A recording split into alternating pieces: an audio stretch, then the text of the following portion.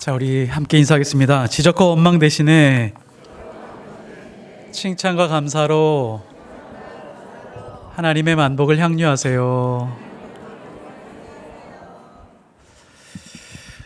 오늘은 갇히고 묶인 인생, 교회의 기도로 풀리다라는 제목으로 하나님 말씀 전하겠습니다.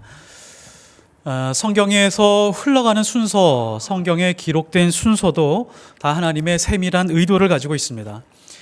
11장에는 아주 중요한 교회가 탄생하게 되죠. 안디옥 교회가 탄생하게 됩니다. 13장으로 넘어가면 탄생한 지 얼마 안 되는 이 안디옥 교회가 벌써 선교사를 파송하는 장면이 나옵니다. 그 사이 12장이 있는데 이 12장에서 마치 하나님이 못다한 이야기, 그러니까 예루살렘 교회를 통해서 보여주고 싶은 이야기를 삽입해 놓고 있습니다. 교회가 어떤 일을 해야 되는지, 교회를 통해서 하나님이 어떤 일을 행하시는지를 보여주고 싶으신 것입니다.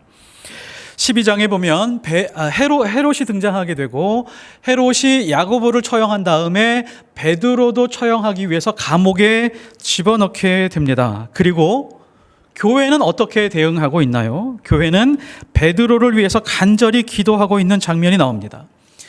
지금 장소가 완전히 다르죠. 헤롯이 감옥에 넣은 그 감옥과 그리고 교인들이 모여서 기도하는 그 장소가 완전히 다릅니다. 다른 장소의 다른 장면인 것 같지만 동시에 이루어지고 있습니다. 5절에 보면 이에 베드로는 옥에 갇혔고 교회는 그를 위하여 간절히 기도하더라. 12장 전체를 이렇게 생각하면서 출발하셔야 됩니다. 헤롯이 야고보와 베드로를 죽이기 위한 그 사건의 시작, 그 시작점에서부터 지금 끝나는 그 장면이 나오기 시작을 하고, 그 다음에 동시에 교회는 그 시작점부터 무엇을 시작하냐면 기도를 시작합니다. 다른 일 하지 않고 모여서 기도를 시작하고 기도로 끝나는 그 장면이 흘러가고 있습니다. 그러니까 사건의 시작부터 세상에 있는 사건이 시작돼서 흘러가고 있고, 그 다음에 교회에서 어떤 그 사건 때문에 시작된 기도가 시작되고 기도가 흘러가고 있습니다. 동시에 흘러가고 있다는 것을 놓치지 말으셨으면 좋겠습니다. 교회는 기도를 하고 있고, 그 다음에 하나님이 등장을 하시는데, 하나님이 하나님의 때를 선정하시고 하나님의 섭리와 계획을 드러내고 있는 장면들이 오늘 말씀의 장면입니다. 그래서 헤롯, 베드로, 그리고 교회, 하나님이 어떻게 행동하시는지를 한번 차례대로 살펴보도록 하겠습니다. 첫 번째, 헤롯이라는 인물을 중심으로 한번 살펴보겠습니다. 이 12장 1절에 보면 그때에 헤롯 왕이 손을 들어 교회 중에서 몇 사람을 해하려 하여 요한의 형제 야고보를 칼로 죽이니, 성경에서 누가 죽이고자 했는지를 밝혀주고 있습니다. 헤롯 왕입니다. 이 헤롯 왕이라고 하는 존재는 유대 민족의 왕으로 등극해 있습니다. 그러니까 유대 민족의 왕이 유대인이어야 되는데 헤롯 왕입니다. 이 헤롯 왕이라고 하는 존재는 에서의 후손이고 에돔 족속이고 이두메인이라고 하는 이방인입니다. 이상하죠? 이상합니다. 왜냐하면 유대인들을 다스리는 왕이 유대인 중에 나왔어야 되는데 지금 이방인이 다스리고 있습니다. 별로 이상하게 생각되지 않으실지 모르겠지만 마치 이와 같습니다. 대한민국의 대통령이 일본 사람인 것과 같습니다. 대한민국의 대통령이 혹은 중국 사람인 것과 같은 그런 이질적인 상황이라고 할 수 있습니다. 그리고 또한 여기 나오는 이 헤롯 왕이라고 하는 이 사람은 예수님 탄생할 때 그 헤롯 대왕이 아닙니다. 헤롯 대왕의 손자 아그리파 1세라고 하는 헤롯 왕입니다. 유대인들의 왕이 유대인이 아니라 이방인이 될 수 있었던 이유는 로마 제국이 유대 지역을 다스리고 있었기 때문에 그 중간에서 권모술수에 능한, 권력에 능한 자가 등장을 해서 유대인을 다스리고 있었던 것입니다. 이 헤롯이라고 하는 왕은 어떤 식으로 통치를 하고 있었느냐면 로마 제국을 충족시킬 수 있어야 됩니다. 그러니까 유대 민족에게 경제적으로 혈세를 다 짜내서 로마 제국에게 바쳤습니다. 그러니까 로마 제국이 아주 좋아했습니다. 자, 그러면 유대 민족이 헤롯 왕을 싫어하고 제거하려고 애썼어야 되는데 그런 움직임이 별로 보이지 않습니다. 왜냐하면 유대 민족의 종교적인 충족을 충분히 해주었거든요. 그것이 바로 헤롯 성전입니다. 예루살렘 성전은 세 개로 나누어지는데 첫 번째가 솔로몬이 지었던 성전, 그 다음에 스룹바벨이 지었던 그 바벨론 포로에서 돌아왔었던 그 성전, 그리고 헤롯 성전인데 이 헤롯 성전이 가장 컸습니다. 솔로몬 성전보다도 훨씬 컸고 스룹바벨 성전보다도 훨씬 더 크게 지었기 때문에 유대인들의 종교적인 마음을 충족시킬 수 있는 것입니다. 자, 그런데 이상한 일이 하나 벌어졌는데 헤롯이라고 하는 이 왕이 야고보를 죽였습니다. 야고보를 죽여야 될 타당한 이유가 전혀 없습니다. 유대인들이 야고보를 죽이면 죽였지 헤롯 왕이 굳이 야고보를 죽여야 될 이유가 없는데 이것도 또한 유대인들의 종교심을 충족시키기 위해서 야고보를 죽여버린 겁니다. 그러니까 이 헤롯 왕의 행동은 분명히 권력을 확보하고 유대인들의 지지율을 확보하기 위한 권력적인 행동에 불과했었던 것이죠. 3절에 보면 유대인들이 이 일을 기뻐하는 것을 보고, 그러니까 유대인들의 만족할 만한 일이라고 하면 수단과 방법을 가리지 않고 사람 죽이는 일도 가볍게 할 수 있는 사람이 바로 헤롯 왕이었습니다. 이것이 바로 세상의 특징입니다.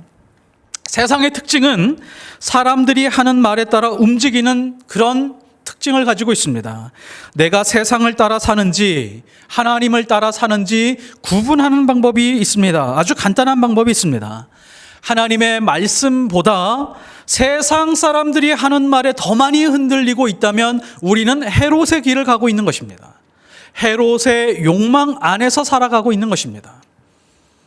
그리스도인들이 누구일까요? 그리스도인들은 세상 사람들이 아무리 많은 말을 하고 있다라고 할지라도 세상 사람들이 이것이 대세다, 이렇게 살아야 된다라고 압력을 넣거나 혹은 가르친다라고 할지라도 하나님의 말씀에서 어긋나고 있다면 하나님의 말씀을 붙들고 고초를 당한다라고 할지라도 걸어가는 사람들입니다. 갈라디아서 1장 10절, 이제 내가 사람들에게 좋게 하랴 하나님께 좋게 하랴. 내가 지금까지 사람들의 기쁨을 구하였다면 하나님의 종이 아니니라. 사람에게 맞춰서 움직이는 것이 아니라 하나님을 기쁘시게 하는 일에 맞춰서 살아가는 사람들, 이런 길을 그리스도인의 길이라고 말합니다. 오늘 말씀에서 중요하게 대비시키는 것이 또 하나가 있는데요. 헤롯이라고 하는 막강한 세상의 권력, 그 권력과 대비시켜서 아주 초라하고 보잘것없는 교회를 지금 대비시키고 있습니다. 마치 거대하고 굶주린 사자가 있는데 통통하게 살찐 이제 막 성장하려고 하는 어린 양을 먹으려고 하는 그런 장면과 동일합니다. 헤롯이 가지고 있는 무기가 굉장히 많이 있죠. 세상에서 사용할 수 있는 모든 무기를 다 가지고 있습니다. 최첨단 무기를 가지고 있고 군인들을 보유하고 있습니다. 자, 그러면 교회가 가지고 있는 무기는 무엇일까요? 교회는 어떤 무기를 가지고 싸울 수 있을까요? 교회가 가지고 있는 유일한 무기가 하나가 있는데 그것이 기도입니다.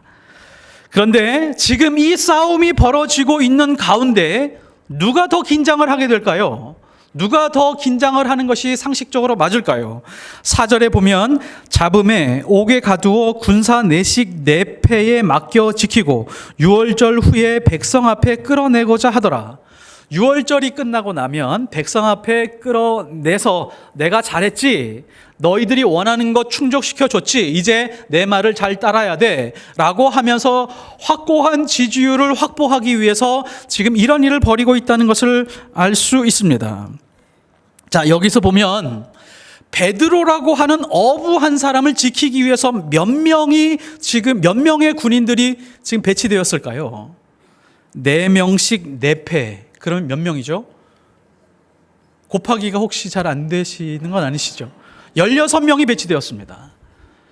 2-3명만 배치돼도 될 텐데 16명을 조를 나누어서 배치를 했습니다. 6절로 넘어가면 그래도 안심이 되지 않아서 중간에 베드로를 두고 좌우에 군인들이 배치가 되고 감옥 안에서 쇠사슬로 묶습니다. 심지어 잘 때조차도 묶어놓고 있습니다. 그것도 안심이 되지 않아서 감옥 바깥에다가 파수꾼을 따로 특별하게 배치를 해둡니다. 대략 한 20명 가까이에 되는 사람들을 배치해 두고 있다는 것을 알 수 있습니다. 베드로가 어떤 일을 했나요? 야고보가 어떤 일을 했습니까? 3,000명, 5,000명을 모아서 광장에 나가서 피켓 들고 정치적인 운동을 벌인 것도 아닙니다. 종교 운동을 벌이기 위해서 혹은 정부를 전복시키기 위해서 애쓴 흔적이 전혀 없습니다. 이 교회라고 하는 조직은 사회적으로 아주 낮은 계층의 사람들로 이루어졌을 뿐이었습니다. 자, 그런데 베드로 하나를 지키기 위해서 20명 가까이에 되는 군인들을 배치한 것을 보면 무엇을 증명하고 있냐? 헤롯 왕이 긴장을 하고 있다는 것을 증명해 주고 있습니다. 거대 권력을 가진 헤롯이 오히려 긴장을 하고 있습니다. 사도행전 5장에 보면 베드로와 사도들이 일반 감옥에 한번 갇힌 적이 있습니다. 그런데 그날 밤에 주의 사자가 나타나서 옥문을 열었습니다. 그리고 그들을 밖으로 끄집어냈습니다. 다음 날 대제사장과 당국자들이 몇 사람을 보내서 베드로와 사도들을 신문해야겠다라고 이렇게 보냈더니 사도와 베드로를 지키고 있던 사람들이 이렇게 얘기를 합니다. 이렇게 보고를 합니다. 옥문은 잠겨 있었습니다. 그리고 거기를 삼엄하게 잘 지키고 있었습니다. 그런데 여기 안에 있었던 베드로와 사도들이 모두 사라졌습니다. 라고 그렇게 보고를 했습니다. 이것은 아마 그 당시 경찰들과 정부 당국자들에게는 굉장히 놀라운 일이었을 것입니다. 헤롯은 그 일을 분명히 알고 있었을 뿐만이 아니라 결코 잊을 수 없는 사건이었습니다. 그래서 이 헤롯이라고 하는 폭군은 무의식적으로 자기보다 더 큰 권세와 싸우고 있다라고 하는 것을 인정하고 있었고, 그리고 두려워하고 있었습니다. 두 번째, 베드로를 중심으로 한번 살펴보겠습니다. 베드로가 옥에 갇혀 있는 상태를 한번 잘 살펴보십시오. 베드로가 무슨 생각을 하고 있었을까요? 베드로는 사실상 이제 나는 죽었구나. 눈앞에서 야고보가 참수형을 당하는 것을 보고 나도 이제 잔인하게 죽겠구나 라고 하는 생각을 가지고 있으면서 남은 얼마 되지 않은 인생을 정리하고 있었을 것입니다. 자, 근데 12장 첫 부분에 그때에 라고 시작을 하는데 이 그때에가 놀랍고 신비롭습니다. 그때가 언제냐면 무교절 기간입니다. 하나님은 역사하시고 섭리하시어 베드로가 무교절 기간에 갇힐 수 있도록 인도하셨던 것입니다. 왜 그랬을까요? 무교절은 6월절부터 시작해서 일주일 동안을 말하는데 이스라엘 백성에게는 이 날이 가장 중요한 기간입니다. 이 기간 동안에는 어떤 사람도 처벌할 수 없고 어떠한 사형도 이루어질 수가 없는 기간입니다. 만일에 무교절이 아니었다면 베드로도 그 자리에서 즉각적으로 칼로 참수형을 당했을 수 있었는데 그때가 하필 무교절 기간이었습니다. 이것이 바로 하나님이 일하신 그때라고 하는 것이죠. 자, 그러면 베드로 개인적으로도 이 기간이 아주 특별한 기간이었습니다. 베드로는 어떤 생각을 하고 있었을까요? 베드로는 자신에게 분명히 이렇게 중얼중얼 거렸을 것입니다. 아, 맞다. 가만히 생각하니까 예수님도 6월절에 돌아가셨어. 그 6월절 돌아가시던 그때가 바로 내가 예수님을 배신했던 때야. 내가 닭 울기 전 예수님을 부인했던 그때가 바로 이 기간이었지. 베드로는 어둡고 캄캄한 감옥에 앉아서 족쇄에 채워진 다음에 예수님이 체포될 당시 그때의 그 모습, 자신이 너무도 명백하게 예수 그리스도를 부인했던 그때를 돌이켜보고 있었던 것입니다. 모닥불 앞에서 저주하고 맹세하면서 야, 이 여자야, 나는 그 사람 몰라 라고 하면서 자신에게 외쳤던 자신의 모습을 다시 한번 되돌아볼 수 있는 그런 시간을 가지게 되었던 것입니다. 무엇보다도 무교절이라고 하는 그 시간에 감옥에 갇혀 있는 베드로로 하여금 예수 그리스도 그분과 그 십자가를 다시 한번 생각하게 했습니다. 부활하시고 난 다음에 내가 나를 사랑하느냐 라고 이렇게 3번 물었을 때 베드로가 3번이나 그렇게 고백을 했지만 죽음을 앞둔 베드로는 자기 자신을 다시 한번 돌아봤을 것입니다. 내가 정말 사랑한다고 고백했으면서 나의 삶은 예수님을 사랑하는 삶을 살아왔는가? 라고 하면서 후회스러운 시간을 가졌을 것입니다. 무엇보다도 이 6월절이라고 하는 기간이 예수님의 마음을 생각하게 하는 그런 기간이었습니다. 하나님의 마음을 생각하게 하는 그런 기간이었습니다. 하나님이 왜 이 땅에 독생자를 보내주셨는가? 예수님은 그 말씀에 순종하셔서 이 땅에 오셔서 왜 피를 흘리셨는가? 창에 찔리시고 머리에 면류관을 쓰셔야만 했는가? 라는 생각을 하고 할 때 아마 자기 자신에게 초점이 맞춰졌을 것입니다. 나의 죄 때문이구나. 나의 악한 모습 때문이구나. 나의 인생을 구원해 주시기 위하여 예수님이 오셨구나 라고 하면서 그 감격을 느끼며 흐르는 눈물을 주체할 수 없었을 것입니다. 그리고 가슴 밑바닥에서 올라오는 기쁨이 있었습니다. 영광이 있었습니다. 눈앞에서 야고보가 죽었고 자기도 이제는 죽을 위기에 있었지만 죽음이 조금 더 두렵지 않았습니다. 죽음에 대한 두려움이 찾으려고 해도 찾을 수가 없었습니다. 정말 두려움이 없었을까요? 네, 그랬습니다. 왜냐하면 베드로는 양쪽에 경비병에게 묶여서 잠을 자고 있었지만 너무너무도 깊은 잠, 평안한 잠을 자고 있었기 때문입니다. 천사가 와서 깨워야만 깨울 수 있는 그런 평안한 잠을 자고 있었습니다. 죽음에 대한 두려움이 있었다면 그런 잠을 잘 수 있었을까요? 그렇지 않습니다. 하나님을 만난 사람들, 예수님을 주인으로 모시고 사는 사람들에게 아주 두드러지는 특징이 있습니다. 고난과 절망과 좌절의 순간이 왔을 때에 반드시 예수님을 생각하게 된다는 것입니다. 예수 그리스도만 바라본다라고 하는 것입니다. 우리도 막다른 골목에 견디기 힘든 상황, 어려운 상황에 맞닥뜨릴 때가 있습니다. 고난당한 상황 속에 있을 때가 있습니다. 하나님, 하필 저에게 왜 이때에 감당할 수 있을 때에 고난을 주시지 그러셨습니까? 감당할 수 없는 이때 겹겹이 고난과 아픔과 절망이 찾아와 있는 이때에 이 어려움까지 곁들여서 주시는 것입니까? 라고 하는 말이 저절로 나오는 순간에 하나님께서 그런 고난을 주실 때가 있습니다. 왜 그러실까요? 왜 그러실까요? 이유는 단 하나입니다. 고난 속에서 경험하는 축복이요? 아니요. 고난 속에서 일하시는 하나님이요? 기적을 경험하게 하시는 하나님을 경험하게 하기 위해서요? 아닙니다. 어떠한 고난 속에서도 예수 그리스도를 인격적으로 바라보게 하기 위한 하나님의 이유가 첫 번째입니다.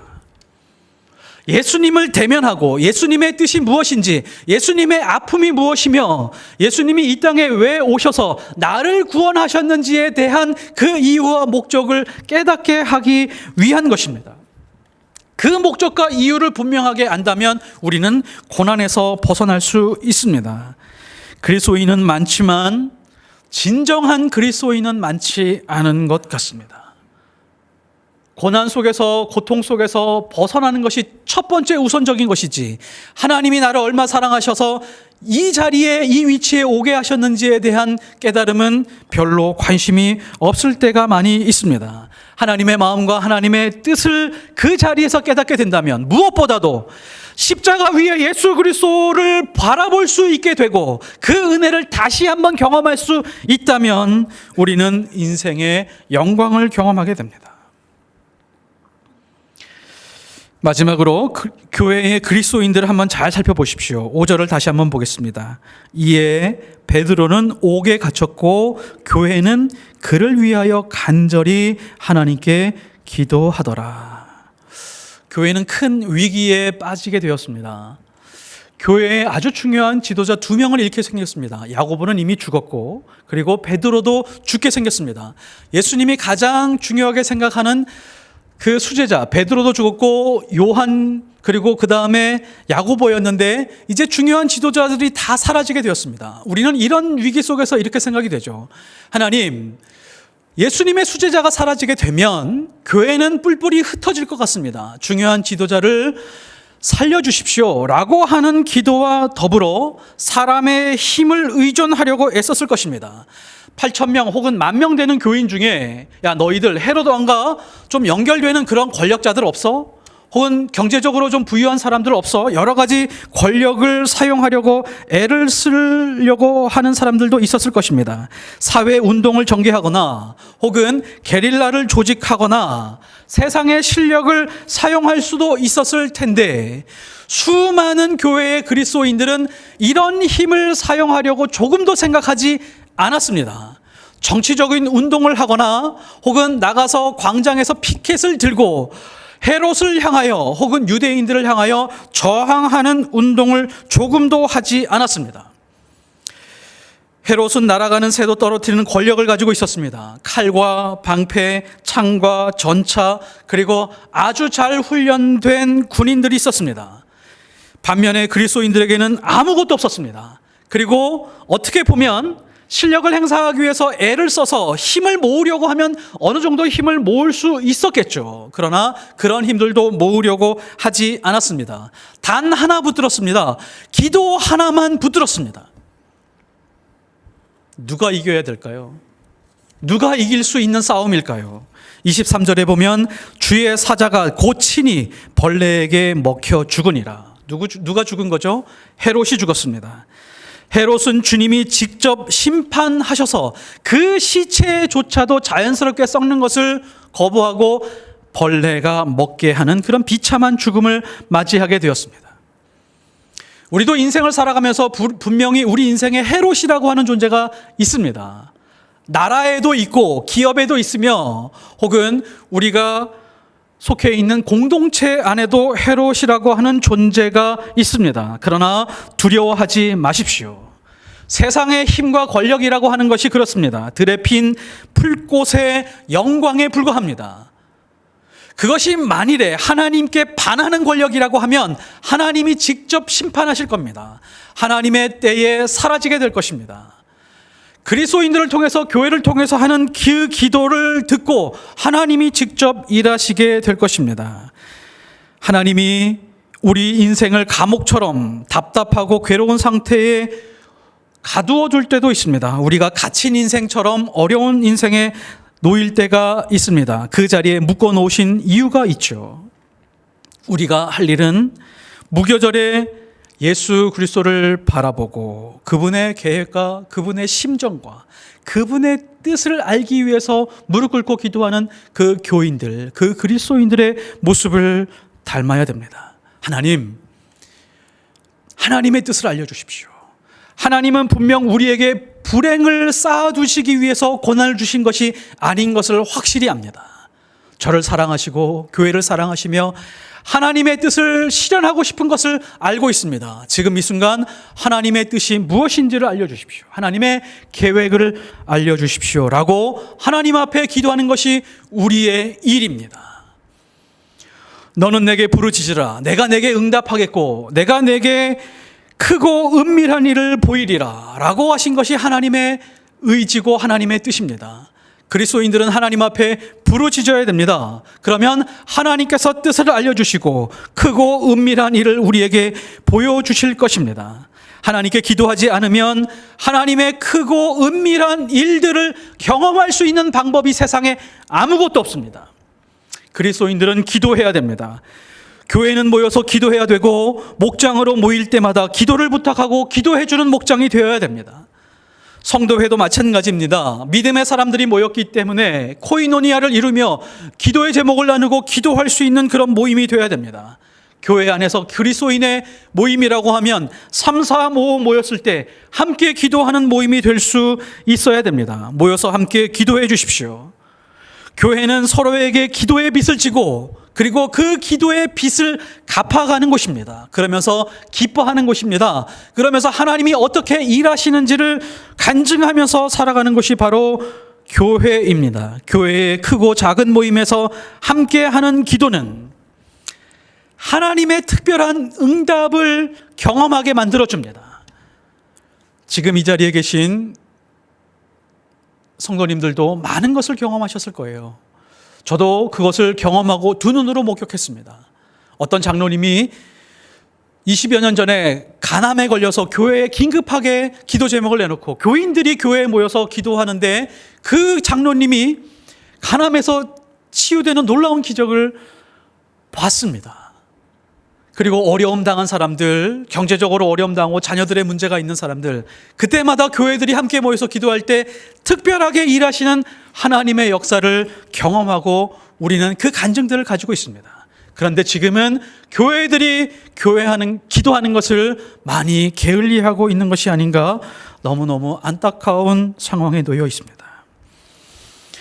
하지만 우리가 여기서 멈추게 된다면 초등학교, 중학교 정도 수준의 신앙에서 멈추고 있는 것입니다.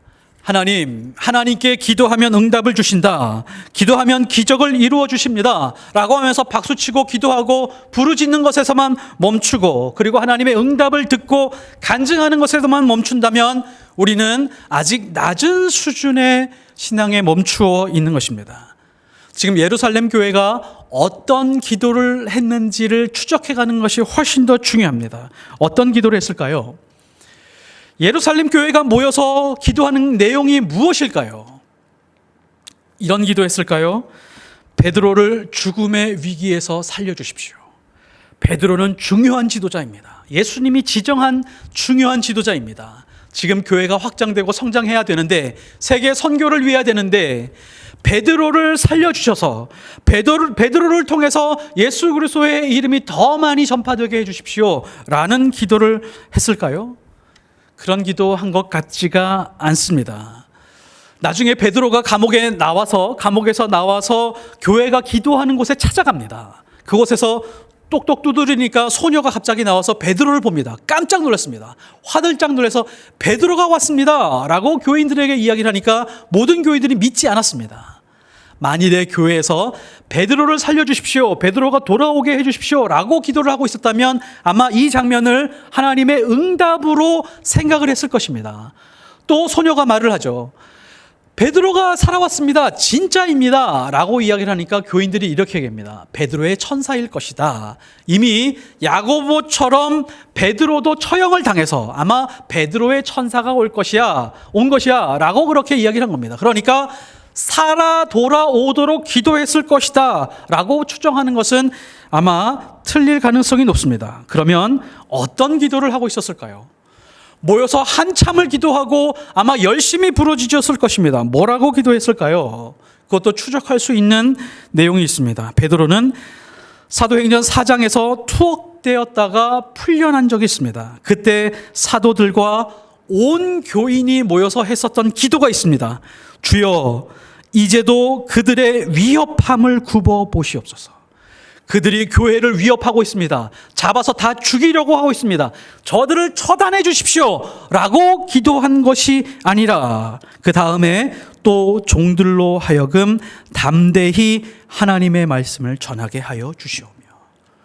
이 사람들이 뭐라고 경고하고 풀어주었냐면, 다시는 예수 그리스도의 이름으로 나가서 증거하지 말라라고 했는데, 이 사람들의 기도는 담대히 하나님의 말씀을 증거하게 해주십시오 라고 사도들과 온 교인이 기도했습니다.